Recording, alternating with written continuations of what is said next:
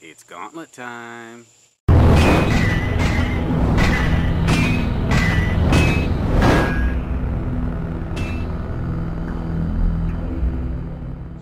Well guys, like I said, we have a Gauntlet review today, and I have to say I am really excited to do this one.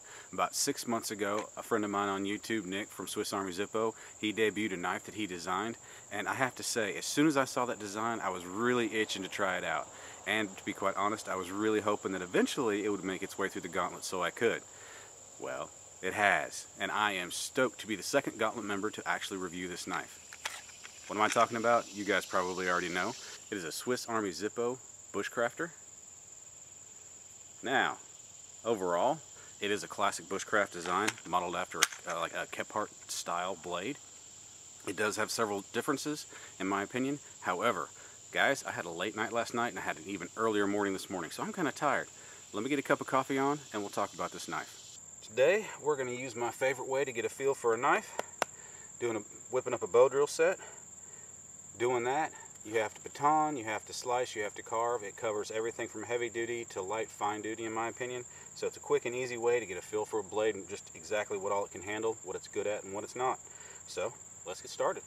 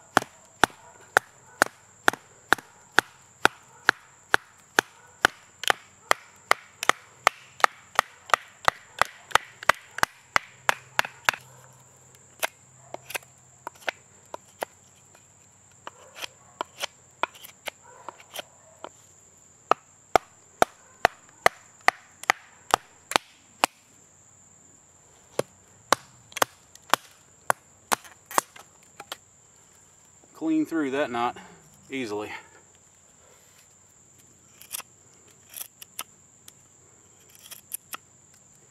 This is really nice. This is a Scandi blade, but it's thicker than your average bushcraft style Scandi blade. So one would think it would give problems in the fine carving area, but not at all. It's a really controllable cut, and how much material you want to remove with each given cut.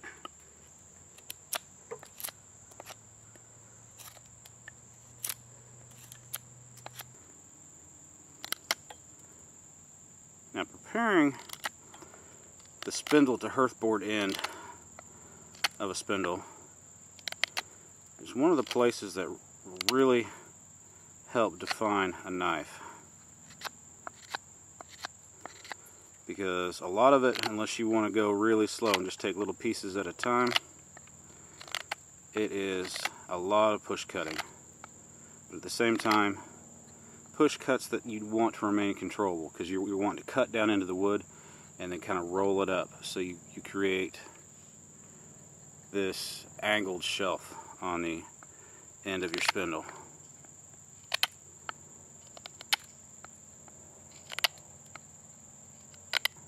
I have to say, for a thick blade, doing this, it's performing really well. How easily and how deep that bites.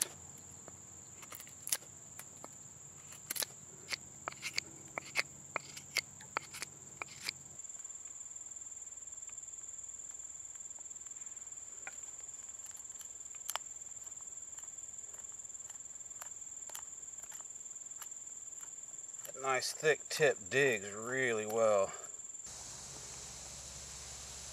Now this is a part going cross grain that really defines a blade in a grind, in my opinion. And I have to say, the thickness of this blade isn't really hindering it that much.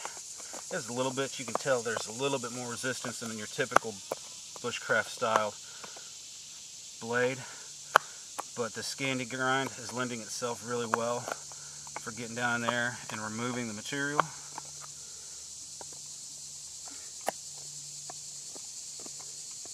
It slices against the grain really well, but again, that Scandi grind is no surprise there. And this Kephart style blade, again, no big surprise. It is lending itself really well for getting in this narrow notch and removing the material really well.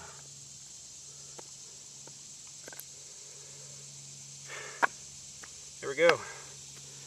Well, before we go for broke, let's work up some fuel for our fire.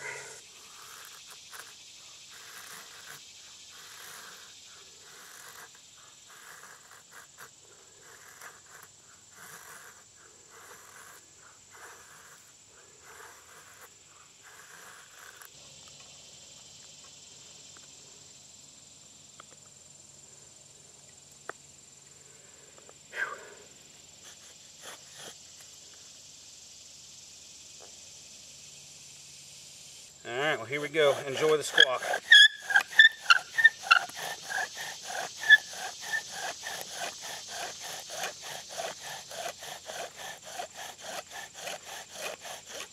Whoa.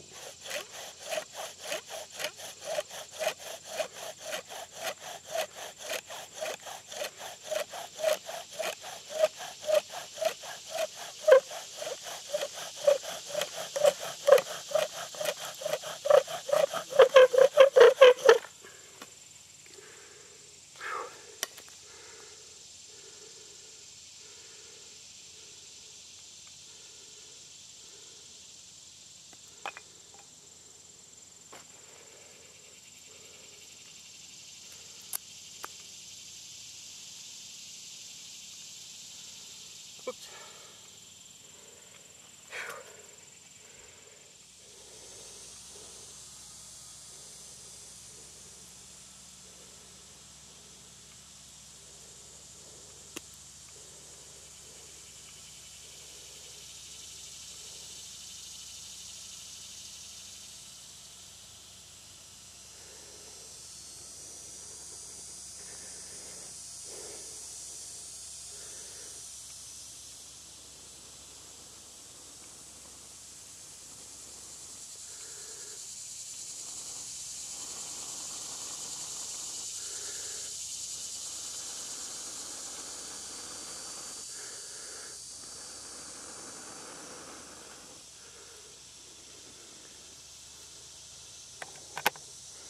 Go. A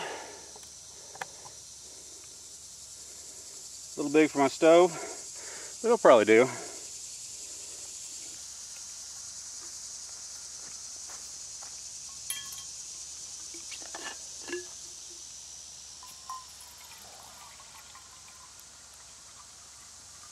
Alright guys, well while this is coming to a boil, let's go ahead and talk about this blade a little bit. The overall length is 9.75 inches. The blade itself is 5 1/4 inch. The actual cutting edge is 5 inches long. The finish is gun blue, or it is blued, like you'd expect from a rifle or something like that. It is a Scandi grind. It is full tang. The width of the blade itself is 3/16 of an inch. And just some optional things here. You can get jimping at no extra charge. This particular blade is available in 1095 or 01 tool steel. You can get micarta or G10 handles. The actual blade itself, while it is designed by Nick, or SwissArmyZippo as you know him here on YouTube, it is actually made by Brute Force Bladeworks. It is made in America. There is an international version of this blade that is made overseas. What country, I'm not really sure. The only difference between the international version and the made in US version is, while this one is 1095, this particular one's 1095, but it is available in 01 like I said. The one made overseas comes in D2 steel.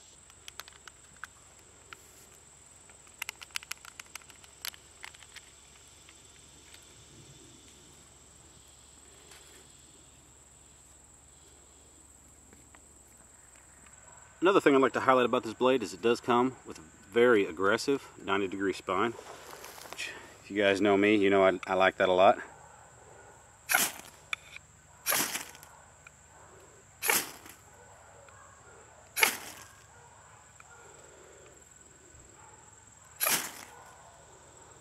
And look at that, it just showers.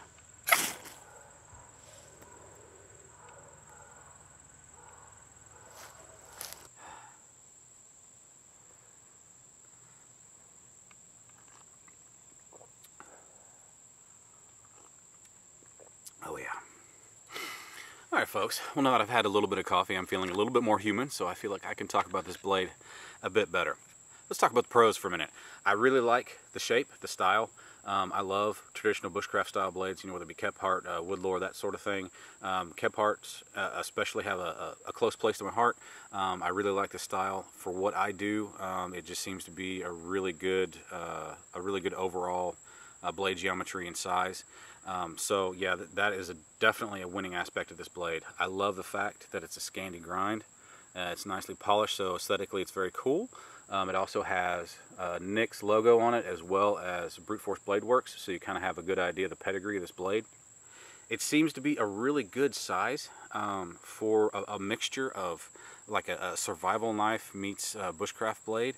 It is bigger than a traditional bushcraft style blade. I like that. It is thicker. Your traditional bushcraft style blade is typically about 1/8 inch thick. This one is 3/16, so you know there's a lot of strength there, so you can really pound on it if you need to. It gives it a lot of edge, a lot of meat behind the edge, so you don't really need to worry about damaging it too much. I mean, I'm sure with a Scandi grind, you abuse it too much, you're going to have some problems, but you know, this gives it more meat than your typical bushcraft style blade. The thickness also lends itself to a very stout point, so if you dig it out material, you can really get into it and not have to worry about breaking the tip off. Yeah, this knife is shined with every task I've put to it. I really like the 90-degree spine on it. It grabs a ferro rod like nobody's business. So yeah, overall I really like the blade. Now real quick, a couple things I don't like about the blade. And you know, unfortunately I have to say this in pretty much every knife review that I do, because I'm oddball, I have large hands, but not erroneously large. You know, I'm not a huge guy by any means. The handle, it is small. You know, typically you're gonna choke up on a knife right about in there, depending on depending on how you like to hold a knife. To get control of this knife, I have to choke up on it a lot further and basically rest, get that in there, on the first set of knuckles on my finger, or it rotates in my hand quite a bit. I lose my grip on it. Just to kind of illustrate that a little bit, get that out of the way. See, there we go. See how much finger I have left over on holding that. If I hold it where I normally do a blade, I don't have the traction on it to put much force behind it. The handle is contoured very nicely. If it were, for my personal preference, if it were just a bit thicker in about every direction, the handle would be really, really nice. I mean, it is comfortable to hold it, but to put some use into it and put some force behind it, it does cause me some problems. But you know, guys, a handle is always going to be a personal preference thing in my mind. Another thing I don't like about it, which it may or may not fall into personal preference, I'm going to leave this up to you. Your typical bushcraft blade really needs to shine in 3 areas in my mind. Number one, it needs to be really good at wood processing, breaking down wood for a fire, stuff like that. It also needs to be really good at wood crafting, you know, making a bow drill set like we did today, or carving up a spoon, you know, something like that. Something that it requires fine use of the knife. And the third, in my mind, a bushcraft blade needs to shine also at food processing. In many circles, depending on who you listen to, a gun-blued blade is not food safe, so that automatically removes this knife from any kitchen duty. And at least for my purposes, that is not that's not a highlight of a bushcraft blade. Now, that being said, how this can kind of fall into personal preference. If you're someone like me, sometimes I carry a secondary knife specifically for finer tasks and also food processing. So if you carry a secondary knife specifically for that task, this doesn't even come into play. So guys, in summation, do I approve of the knife? Do I like it? Most definitely on both counts. I approve of it. If I had a Joe's approved list, this blade would definitely be on it. Do I like it? Yeah, it's a lot of fun to use. Aside from the problem with the handle, which, you know, very likely may be specific to me, it's a dandy blade to use. I really have enjoyed playing with it. In fact, I don't really want to send it on. Well, guys, thank you very much for joining me today. I've had a lot of fun playing with this knife. Hey, I got to play with fire. What's not to love, right?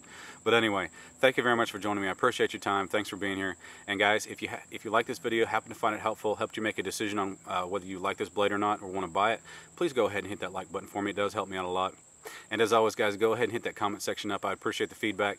And guys, if you want to see more videos like these, whether from the Gauntlet or what other projects I have coming down the pipeline, go ahead and hit that subscribe button as well. But again, as always, I will see you next time. As far as aesthetics, I really like this blade. It is very pretty. It's downright sexy, if you ask me. Can I put that in this video? Why not? Thanks for watching. All the pertinent... There's a dig in my ear. Pardon me while I do my personal hygiene on YouTube. Yeah. Anyway.